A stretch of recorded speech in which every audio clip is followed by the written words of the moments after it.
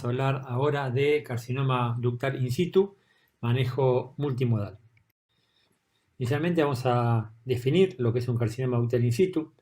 Es una entidad compleja que ha recibido distintas denominaciones como carcinoma interductal, neoplasia intraepitelial ductal o carcinoma ductal no invasor. Siguiendo al doctor Sunashit, que es un referente en la anatomía patológica, vamos a definirlo como una lesión que engloba un grupo heterogéneo de lesiones que difieren en su presentación clínica, en su patrón histológico, los biomarcadores asociados, las alteraciones genéticas y su potencial biológico, teniendo en común la presencia de células neoplásicas epiteliales que van a estar confinadas al sistema ducto-lobulillar, siempre respetando la membrana basal. Es una entidad con un aumento progresivo cada vez más frecuente y representa aproximadamente del 20 al 25% de los casos diagnosticados por screening. O sea, 20-25% de las biopsias que hacemos son lesiones in situ. Y con un aumento progresivo a lo largo de las últimas décadas. Representaban 2.4 cada 100.000 en el año 81, pasando a casi 28 cada 100.000 en el año 2001. Y la mayor parte son lesiones asintomáticas y solamente hallazgos imagenológicos. La evolución natural es a punto de partida de células normales, pasando por una hiperplasia ductal usual, una hiperplasia ductal atípica, un carcinoma ductal in situ, después pueden generar microinvasión y por último una lesión invasora. Obviamente que estos pasos no son siempre mandatorios, se podrían saltear según algunas teorías, hipótesis y hallazgos. Dentro de las categorías de carcinoma ductal in situ es según su tipo histológico, sólido, cribiforme, micropapilar o papilar, tenga o no necrosis, comedoniano o no comedoniano, y según el grado nuclear, de bajo grado, de grado intermedio y de alto grado. Este es un trabajo muy interesante que apareció en The Breast, que más que un trabajo científico es una encuesta entre trabajadores de la ciudad vinculados al tema mama de Inglaterra, ¿no es cierto? Y una cosa importante es cómo lo denominan, qué términos utilizan los distintos profesionales para hablar de carcinoma in situ. Algunos lo definen como una forma de cáncer, otros como una lesión no invasora o in situ, otros como una lesión premaligna o preinvasiva, otros como células con cambios o una anormalidad en las células o una alteración o condición precancerosa. Y también es interesante ver cómo los distintos especialistas lo reconocen o no como una lesión realmente como un cáncer, ¿no es cierto? Fíjense que en general es bastante compartida la opinión si es o no un cáncer de mama, salvo por los oncólogos que definitivamente no lo consideran un cáncer de mama. Bueno, dentro de esta heterogeneidad es la complejidad en cuanto a su manejo y denominación.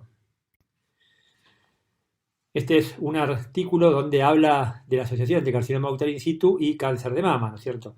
Y habla de que las pacientes con diagnóstico en un momento de su vida de cáncer de mama tienen un aumento en 3 veces la posibilidad de morir por un carcinoma de mama. Y esto obviamente sugiere de que el tratamiento quirúrgico, el enfoque quirúrgico de carcinoma in situ no eliminaría el riesgo de cáncer de mama asociado ulterior. Entonces podemos pensar en voz alta, ¿realmente estamos ante más casos reales o ante más detección por mayor utilización de métodos de imágenes? ¿Este aumento es espontáneo o es secundario al mayor uso de la mamografía? La definimos como una lesión no invasora, como precursora, como preinvasora. ¿En qué porcentaje estas lesiones in situ van a avanzar a una lesión invasora? Esto genera distintos subtipos, ¿cómo reconocerlos? ¿Todos van a merecer el mismo tratamiento? ¿Todos son pasibles del mismo enfoque diagnóstico? Seguramente no. El tema es que hoy por hoy no podemos diferenciar cuáles van a ser las lesiones con mayores posibilidades de progresar con respecto a las que no. Vamos a evaluar ahora, como el tema es carcinoma in situ, manejo multimodal, como lo vemos en mamografía, en ultrasonido, en resonancia y en intervencionismo. Primero empezamos con mamografía. Es obviamente el examen más difundido e importante, fundamentalmente en las formas calcificadas que son definitivamente las más frecuentes. Las microcalcificaciones van a aparecer entre el 50 y el 75%, una forma mucho menos frecuente es una imagen nodular y también menos frecuente una distorsión arquitectural. La mamografía va a reconocer distorsiones, espículas y microcalcificaciones, que son todos cambios, si se quieren, regresivos, que implican hipoxia, necrosis y fibrosis y que están más vinculados a procesos de lento crecimiento y en general de bajo grado. Entonces, si nos manejamos probablemente solamente con mamografías, vamos a ser más proclives a diagnosticar las lesiones menos relevantes y aquí quizá surja la pregunta si estamos haciendo más sobre diagnóstico con mamografía que otra cosa. Les aclaro que a mi humilde entender el término sobrediagnóstico y sobretratamiento son un poco injustos desde el punto de vista estadístico. O sea, decir que todo lo que se hace y no termina siendo un cáncer me parece un poco exagerado, pero son términos que los epidemiólogos utilizan mucho. Vamos a algunos ejemplos: un tenue grupo cálcico de imágenes puntiformes y amorfas, la biopsia con esterotaxia y aguja con vacío, describía difusos cambios vinculados a lactancia con un compromiso en varios cilindros de un carcinoma intraductal de alto grado, con patrón sólido, con necrosis tipo comedoniana y microcalcificaciones endoluminales. Este es otro caso, fíjense las tenues imágenes cálcicas con una distribución segmentaria, vértice posterior, orientado hacia el complejo areola-pezón y vértice posterior. Son imágenes cálcicas puntiformes y amorfas en una paciente portadora de una mutación BRCA2 con un diagnóstico de carcinoma intraductal de grado intermedio. Fíjense que en un plano más externo se observa un clip de una biopsia previa que había sido negativa. Estas calcificaciones habían sido originalmente categorizadas como 3. Un tip que los europeos manejan mucho y que se los recomiendo tener en cuenta es que en alto riesgo, pacientes con mutaciones genéticas, el PIRAT3 no debería existir desde el punto de vista práctico, sino que ante la duda toda lesión debería ser biopsiada. Y este es un ejemplo. Decidimos biopsiarla y la biopsia fue positiva. Otro caso, calcificaciones típicamente sospechosas, de alta sospecha imagenológica, son lineales, cortadas, o sea, fragmentadas, irregulares. La biopsia en este caso reveló un carcinoma intraductal micropapilar y cribiforme de grado intermedio y alto, necrosis tipo comedoniana y no comedoniana y microcalcificaciones endoluminales. Un caso no asociado a calcificaciones, paciente de 65 años con un área palpable hacia el radio de hora 9 de la mama izquierda. Una mama heterogéneamente densa, pero mamográficamente puede ser que se vean algunos sectores de mayor densidad hacia el plano interno de la incidencia craneocaudal izquierda, pero nada concluyente. En el ultrasonido dirigido se vean algunas imágenes nodulares mal definidas, muy sutiles, y la biopsia percutánea guiada por ecografía reveló un carcinoma intraductal de grado intermedio con necrosis no comedoniana. Otra forma poco frecuente, una imagen nodular de densidad media, contornos en general circunscriptos, en parte mal definidos, pero jamás diríamos que es una imagen de alta sospecha. Bueno, es una forma de presentación no habitual. Y vemos exámenes consecutivos de mamografía con un grupo cálcico con un aumento lento, muy progresivo, cuya biopsia terminó refiriendo un carcinoma ductal in situ de bajo grado. Entonces, bueno, en este caso podríamos decir si realmente la mamografía sobrediagnostica o no. En la otra mano tenemos este caso, una paciente con telorrea, una mamografía heterogéneamente densa a la izquierda, pero totalmente negativa, BIRAT2, pero la paciente tenía una telorragia por pezón derecho con una citología de alta sospecha. Se decidió hacer una resonancia y fíjense el extenso plano de realce no nodular que afecta tanto plano profundo, medio como anterior de la mama derecha con distribución segmentaria, base posterior, vértice hacia el complejo pezón areola, biopsia que refirió un carcinoma ductal in situ de alto grado. Otro punto a tener en cuenta es qué pasa con la introducción de la mamografía digital directa en el manejo de la práctica diaria. Bueno, en este trabajo compara la incidencia de carcinoma in situ con mamografía convencional, screen field mammography, versus mamografía full digital, mamografía digital directa. Y prácticamente se duplica la incidencia de las lesiones in situ empleando mamografía digital directa. Y esto obviamente tiene que ver con la mayor sensibilidad y la mayor capacidad de detección de imágenes cálcicas pequeñas, tenues, y sobre todo la mayor cantidad de grises, de rango dinámico que vamos a tener empleando mamografía digital directa. En el examen, en el trabajo de abajo, lo que se trata es qué pasa con el carcinoma in situ de mamografía digital directa versus tomosíntesis. Acá obviamente lo que va a aumentar es la detección de componente invasor asociado, a ver si esas calcificaciones se asocian a imágenes nodulares, áreas distorsivas, o incluso en algunos casos descarta la sospecha sobre las imágenes cálcicas por reconocer que son imágenes cálcicas cutáneas o asociadas a paredes vasculares. Por ende vamos a reducir también los falsos positivos. Pasamos al segundo capítulo, carcinoma in situ y ultrasonido. La ecografía va a ocupar un rol secundario. En general, todo lo que biopsiamos por ecografía y nos informan una lesión in situ, en general es una sorpresa, nunca lo sospechamos. Sí lo sospechamos muchas veces vía mamográfica, y muchas veces cuando lo sospechamos, cuando el diagnóstico anatomopatológico refiere a un carcinoma in situ en una biopsia guiada por ecografía, esa paciente va a cirugía muchas veces sospechando que estamos subestimando y que el diagnóstico definitivo va a informar un componente invasor. A veces no es así, sino que el diagnóstico final puede ser una lesión in situ, pero es un hallazgo poco frecuente.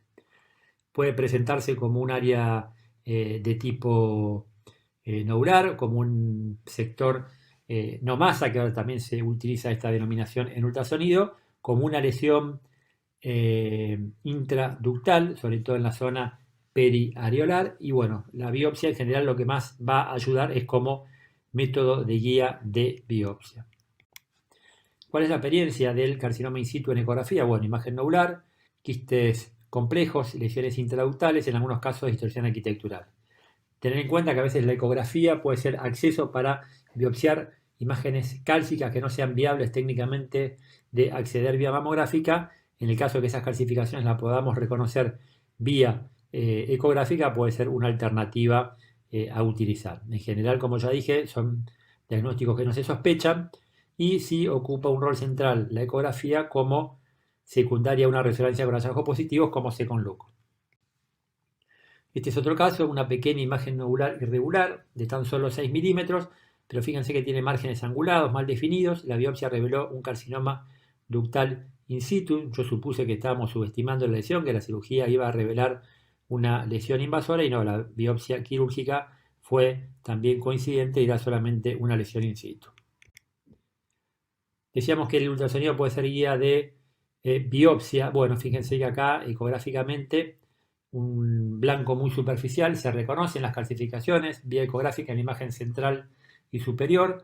Hay ecógrafos que tienen soft especial para reconocer calcificaciones, como la imagen que ven arriba a la derecha, donde esos puntos blancos son las calcificaciones que a través de un proceso de reconstrucción vía soft se ponen más en evidencia y podemos usar la ecografía como guía de biopsia de calcificaciones en casos seleccionados muy puntuales. En el ejemplo de abajo, lo que se ve a la izquierda es un sector de realce no nodular lineal en un estudio de resonancia, en una imagen axial, una imagen altamente compatible con una proliferación ductal. Fíjense abajo a la derecha el second look ecográfico, cómo se reconoce esa imagen hipoecoica en coincidencia con la topografía, la orientación y el tamaño de la imagen de resonancia. Se biopsió por ultrasonido y fue una lesión in situ. Una lesión que en una ecografía original es muy difícil de reconocer y que solamente probablemente reconozcamos si lo hacemos como ecografía dirigida. Dijimos antes, o sea, ahora ecográficamente se habla también de hallazgos tipo no masa. Este es un artículo muy interesante donde revisa las lesiones no masa por ultrasonido. En ese cuadro pueden ver las causas de lesiones no masa por ultrasonido benignas y malignas, y dentro de las malignas las más frecuentes son el carcinoma lobular invasor y la lesión ductal in situ. Este es otro artículo interesante donde habla de las formas de propagación no masas del carcinoma lobular y del carcinoma in situ. Es un trabajo muy, muy didáctico. La imagen inferior a la izquierda, la imagen C, es un gráfico donde muestra las unidades ducto-lobulares terminales con una proliferación epitelial dentro de la luz, pero con preservación de la membrana basal. O sea, dibuja, distiende las unidades ducto-lobulares, pero no va más allá de las membranas basales, como sí lo hace el ejemplo inferior a la derecha, donde se rompe la membrana basal y se transforma la neoplasia en un componente invasor. Pasamos a resonancia magnética. Este quizás sea el artículo emblemático, el que transformó el rol de la resonancia en el manejo de in situ. Antes se decía que no servía. Kuhl, con este artículo del 2007 en Lancet, demostró claramente que sí. Sobre un total de más de 7.300 pacientes, no solamente demostró que la resonancia tenía una altísima sensibilidad, sino que, si ustedes comparan acá la sensibilidad de la mamografía y la resonancia con respecto a las lesiones in situ de alto grado, de grado intermedio y de bajo grado, ven cómo la mamografía va a tener mayor sensibilidad para detectar lesiones de bajo grado, mientras que la resonancia va a tener mayor sensibilidad para detectar lesiones de alto grado. Si bien la resonancia con respecto a la mamografía en los tres tipos de grado tiene una sensibilidad superior, su sensibilidad incrementa a medida que aumenta el grado nuclear. Y por ende vamos a decir que va a tener mucha más sensibilidad y sobre todo para detectar aquellas lesiones más relevantes de mayor grado nuclear. Con respecto al carcinoma in situ y resonancia, en general son subestimados los in situ por mamografía, no son reconocidos por ultrasonido y de allí radica el valor de la resonancia. Es una causa frecuente de márgenes insatisfactorias y de retomas o de recirugías, y por eso es muy importante hacer un mapeo prequirúrgico importante. Reconocer el valor de la angiogénesis para reconocerlo en resonancia. En ese gráfico que ven arriba a la derecha es un artículo japonés donde se hablaba mucho del factor angiogénico que tienen las células mioepiteliales de la unidad ducto lobulillar terminal. Estos fenómenos antiangiogénicos evitarían la neoangiogénesis y la capacidad de adquirir capacidad invasora y de ir más allá de la membrana basal. Por causas desconocidas, estas células mioepiteliales en algunos casos se pierden y esto sería la fase inicial de la transformación de una lesión in situ a una lesión invasora. Después del trabajo de Kuhl han salido innumerables artículos que reconocen y evalúan la sensibilidad de la resonancia con lesiones in situ. Fíjense, este artículo del 2009 revisa 30 estudios previos con una sensibilidad promedio de la resonancia para lesiones in situ del 85%. Las formas de presentación en imagen de la resonancia, siguiendo el léxico del BIRAT, bueno, la forma más frecuente son los realces tipo no masa, como los dos ejemplos de arriba. Arriba a la izquierda un realce de tipo segmentario, arriba a la derecha un realce no nodular de tipo lineal. Otra forma de presentación mucho menos frecuente son los realces tipo masa, dentro del recuadro amarillo, como focos, una forma muy poco frecuente dentro del círculo rojo, y un realce que vemos con cierta frecuencia es el realce en anillo dentro del círculo azul. Normalmente aparecen en pacientes con telorragia y normalmente suelen asociarse a formas papilares. Esta forma de presentación de realce en anillo ha sido incluida en la última edición del BIRAT. Este es otro artículo muy interesante que revisa las características principales del in situ en resonancia, las formas de presentaciones más frecuentes, siempre como realce no masa, fundamentalmente en el alto grado, en general con distribución segmentaria, lineal y mucho menos frecuente focal o regional, y en general en forma de empedrado o heterogéneo, siendo el patrón de realce interno más común. Este es un caso interesante, una paciente de 52 años que 4 años antes había sido operada de un carcinoma ductal in situ, tenía como antecedente una resonancia negativa 12 meses previos, se hace otra resonancia de control y se observa ese realce no nodular lineal hacia el cuadrante súpero interno de la mama izquierda, hora 11, y abajo a la izquierda es el second look que se hizo. Fíjense que se ve una imagen hipoecoica de distribución lineal, abajo a la derecha se ve la biopsia percutánea guiada por ultrasonido y el resultado fue otra lesión in situ. Este otro caso, una mama muy compleja de alta densidad, 55 años, se palpaba un área mal definida sobre el cuadrante súpero externo izquierdo. Fíjense que mamográficamente no se puede decir absolutamente nada. El ultrasonido era negativo, pero como el área era palpable, se decidió hacer una resonancia.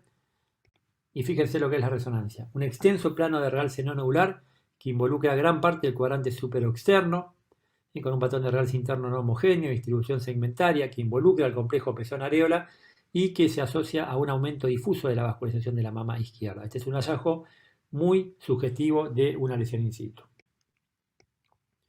Otro caso, 57 años, consultaba ya con un diagnóstico hecho histológico y clínico de enfermedad de Paget de mama izquierda, mamografía y ultrasonido negativo. Fíjense cómo por resonancia se ve claramente la extensión con un área de realce no nodular lineal retroareolar y abajo, haciendo un second look, el correlato con una imagen hipoecoica tenue de distribución lineal hacia hora 4 o 5 de mama izquierda. De esa manera se puede hacer un mapeo prequirúrgico y hacer una cirugía conservadora mucho más a medida de cada paciente en particular. Este es un artículo reciente donde evalúa algunos parámetros como la estimación del tamaño de la lesión in situ y la programación de la cirugía y la oncoplastia, llegando a la conclusión de que la resonancia es el método con mayor concordancia con la anatomía patológica para evaluar tamaño tumoral. Es la que mejor correlato tiene en comparación con la mamografía y el ultrasonido. Obviamente existen discrepancias. Una de las probables causas es que la resonancia se hace en situación prona, con la mama péndula.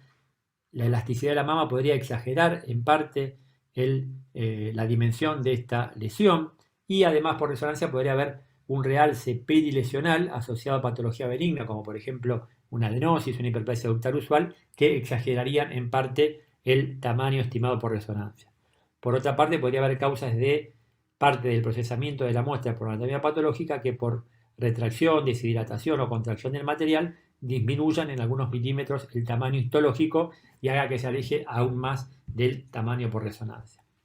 También en este trabajo se pone de manifiesto algo que ya se ha manifestado en otros trabajos, de que muchas veces la causa de mastectomía no radica en el uso de la resonancia, sino en el impacto que va a tener la decisión de la paciente. Son muchas las pacientes que demandan mastectomía con un diagnóstico de lesión in situ o lesión invasora. Y también reconoce la relevancia que tiene la resonancia para reconocer lesiones de alto grado y grado intermedio. El concepto de componente intraductal extenso es muy importante, ya que afecta a la extensión y planificación quirúrgica, suele subestimarse por mamografía, suele ser ignorado por ecografía e implica un compromiso tumoral in situ superior al 25% del total de la lesión. Vamos a tener lesión por fuera de los márgenes de las lesiones infiltrantes y esto afecta la tasa de reintervención y de potenciales recidivas porque son lesiones que no son sospechadas en la planificación prequirúrgica. ¿Cómo la vemos por resonancia? Como un área de realce no nodular, forma de captación lineal, como lesiones satélites a una lesión invasora con formación de puentes, en anillos agrupados y en general con alto grado. Vemos acá un ejemplo con flecha roja el componente invasor con un nódulo irregular, heterogéneo, con algunos signos de necrosis central, y dentro del óvalo amarillo esas imágenes lineales con formación de puentes que es muy característica de una lesión in situ asociada a una lesión invasora. Como ya hablamos, el área de no nodular de realce en anillo está asociada con mucha frecuencia a las lesiones in situ. Este es un trabajo viejo del 2009, pero recién en la última edición del BIRAT se integró al léxico de descripción de lesiones in situ. ¿Qué factores predictores a la hora de evaluar una lesión in situ podemos tener en cuenta como para predecir que esa lesión va a sufrir un upgrade en la biopsia quirúrgica transformándose en un carcinoma invasor?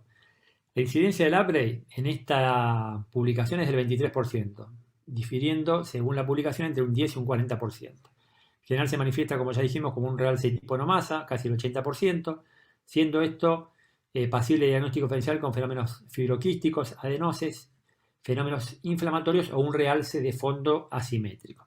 Esto genera fracaso en la cirugía inicial y requiriendo una nueva cirugía por márgenes más a veces un ganglio de centinela. ¿Y cuáles son los factores que van a pronosticar una subestimación? En general, cuando la histología refiere como necrosis, cuando el tamaño de la lesión supera los 20 milímetros, algunos autores dicen 30 milímetros, o cuando además del realce tipo no masa, encontramos un realce tipo masa asociado que es mucho más vinculable a una lesión invasora que no invasora. Hablando de subestimación, este es un caso que pidieron biopsia de un grupo cálcico sumamente tenue, prácticamente imperceptible en una mama extremadamente densa. Este es el control postpunción con un pequeño hematoma y el clip. Ahí se ven las calcificaciones en los especímenes obtenidos con la aguja Suros. Se le pide una resonancia para evaluar la extensión de la lesión in situ. Y fíjese que en la resonancia se ve una imagen de realce nodular ligeramente heterogénea, altamente compatible con una lesión invasora, que al ser con look ecográfico, esta lesión no había sido reconocida en el estudio inicial, se ve la imagen nodular en un plano más superficial y a la derecha el clip. O sea, esta lesión, si no hubiese sido evaluada por resonancia, probablemente se hubiese operado con márgenes insatisfactorios. Otro ejemplo, un nódulo superficial, infero-interno en mama derecha, y fíjense por resonancia cómo además del nódulo se ve un sector de realce no nodular, un componente intraductal extenso asociado a una lesión in situ que acompañaba al nódulo que no era reconocido en técnicas convencionales. Otro ejemplo, un nódulo profundo en la mama izquierda con sectores de realce no nodular por delante del mismo que estaban asociados a una lesión in situ asociada que no era sospechada por técnicas convencionales. Otro ejemplo, la imagen de la izquierda, un carcinoma ductal infiltrante y abajo a la derecha un componente in situ asociado en un cuadrante distinto al observado. La imagen del carcinoma in situ no era reconocida ni por mamografía ni por ecografía. Siempre tener en cuenta que el carcinoma ductal invasor suele manifestarse tanto mamográficamente, ultrasonográficamente o por resonancia como una imagen nodular. Mientras que el carcinoma ductal in situ tenemos que cambiar el léxico. Suele manifestarse como microcalcificaciones en mamografía, como un nódulo por ecografía la rara vez que aparece y como realce no masa en resonancia. Otro artículo que evalúa resonancia y carcinoma in situ, bueno, comenta el poco valor que tienen las curvas para evaluar lesiones in situ, que va a valorar en forma precoz formas relevantes y puede cuantificar realmente su extensión, que va a reconocer formas invasoras que pueden estar asociadas. La difusión da el valor de la difusión y un correlato con el grado nuclear, o sea, el ADC se va a relacionar al grado nuclear, o sea, a mayor grado nuclear, menor ADC, por mayor justamente celularidad. Y el futuro seguramente vinculado a todas las formas de inteligencia artificial. En estos artículos que aparecieron este año de un grupo español, el artículo superior es como que critica un poco la resonancia, diciendo que no es relevante, que hace falta trials controlados y randomizados para realmente evaluar la utilización de la resonancia.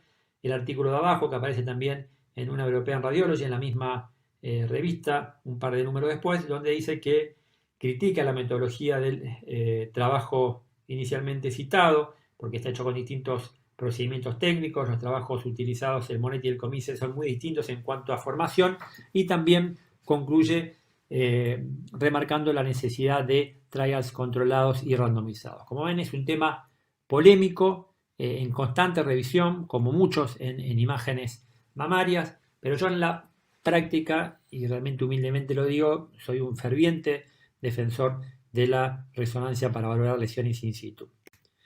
Y me gusta mucho esto. El astrónomo Carl Sagan, lo conocen por la serie de Cosmos, siempre me gustó de chico seguirlo. Bueno, tiene una frase que aplica acá. Él dice que la ausencia de evidencia no es evidencia de ausencia. O sea, el hecho de que hoy por hoy no contemos con medicina basada en evidencia que diga que la resonancia definitivamente favorece la valoración de la lesión in situ, eso no quiere decir de que no sirva. Obviamente yo defiendo la medicina basada en evidencia, pero el hecho de que no tengamos aún algún trabajo que realmente nos diga que es así, no la descarta para nada. Terminamos hablando de intervencionismo. A manera de ejemplo, fíjense este grupo de calcificaciones con distribución lineal, altamente compatible con una lesión in situ. Insisto que esto es con fines académicos. Sobre este área podríamos tener distintos estadios de lesiones. Un parénquima normal, una hiperplasia ductal atípica, una atipia epitelial plana, un carcinoma ductal in situ o un carcinoma ductal invasor, que si existe sería lo que le pone el nombre y apellido a la lesión. Ahí estaríamos frente a una lesión in situ. Si biopsiamos parénquima normal y nos informa en la biopsia percutánea parénquima normal, sería un falso negativo. Si nos informa una lesión in situ que en la cirugía ulterior va a revelar una lesión invasora, eso sería una subestimación. No es un error eso de punción, sino que forma parte del procedimiento intervencionista, esa discrepancia entre la anatomía patológica por biopsia percutánea con respecto a la cirugía. Eso lo tenemos que saber y lo tenemos que manejar. Este es un artículo muy importante, no es nuevo, pero que revisó 52 trabajos sobre 7.350 lesiones in situ y el índice de subestimación más o menos fue del 25%. O sea, del total de lesiones in situ que nos van a informar por anatomía patológica en biopsias percutáneas, la cuarta parte van a sufrir un upgrade en la cirugía transformándose en invasores. ¿Y qué factores pronósticos tenemos para sospechar una subestimación? ¿Y cuál sería la importancia de sospecharla? Bueno, si estamos sospechando, por lo menos hacer una valoración axilar intraoperatoria. La aguja que se usó, o sea, a mayor grosor de aguja, mayor seguridad tenemos. O sea, si usamos una aguja 14 gauge, es más factible que estemos subestimando que si usamos un sistema de vacío y 11 gauge, que sería la indicación formal para manejar calcificaciones. Alto grado nuclear, el tamaño, o sea, cuanto más grande sea la lesión, menos representatividad va a tener la biopsia percutánea. Si fue un BIRAT 4 o 5 y no un 3, si biopsiamos nódulos, que calcificaciones, normalmente las áreas nodulares son más factibles de ser lesiones invasoras, si la lesión era palpable y si se usó como guía ultrasonido y no mamografía. Concluimos diciendo que la mamografía es el método inicial y el más difundido y va a detectar lesiones en general más factibles que sean de bajo grado o grado intermedio y que obviamente está condicionada porque sean lesiones in situ calcificadas. La resonancia es el método de mayor sensibilidad y va a detectar lesiones de mayor alto grado y por ende más relevantes. Por otro lado, tiene capacidad de detectar lesiones en estadios precoces. La resonancia tiene superioridad para valorar la extensión y el tamaño tumoral y en su correlato con la anatomía patológica. La resonancia además tiene capacidad para reducir sobrediagnósticos porque estaría omitiendo muchas veces quizás la detección o reconocimiento de lesiones in situ de bajo grado. Por otro lado, también puede permitir reconocer lesiones invasoras. La ecografía ocupa un rol secundario, fundamentalmente como guía de biopsia o como second look post resonancia. Manejar el concepto de subestimación y falsos negativos con intervencionismo, y es obviamente una entidad que va a requerir un manejo multidisciplinario y multimodal. Muchas gracias y a disposición por cualquier duda que haya surgido.